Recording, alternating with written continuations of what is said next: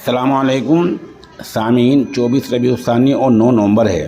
ख़बर का उन्वान है शेखुल हदीस मौलाना मोहम्मद इस्माइल सादिक बिलासपुरी की तबीयत अब कैसी है। इस बारे में हमें उनसे वाबस्ता जनाब इरशाद कासमी साहब ने एक वीडियो भेजी है, वही हम पेश किए देते हैं।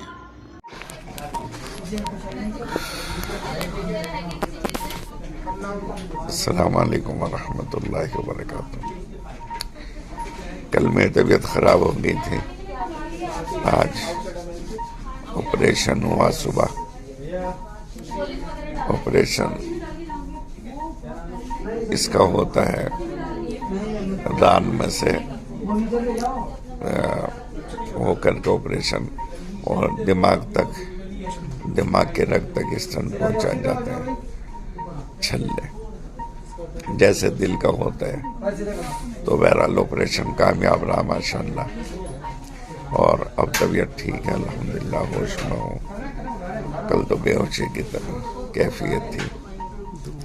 मज़ीद दुआओं की दरख्वास्त है आपसे, अल्लाह ताला मज़ीद सेहत से नवाजे और कामिल तंदुरुस्ती और शिफा अता फरमाए। बहुत बहुत दुआओं की दरख्वास्त है। जो ताल्लुक़ रखने वाले मुहिब्बीन और मुताल्लिक़ीन हैं, उनके लिए ये वीडियो रिकॉर्ड कर रहा हूँ।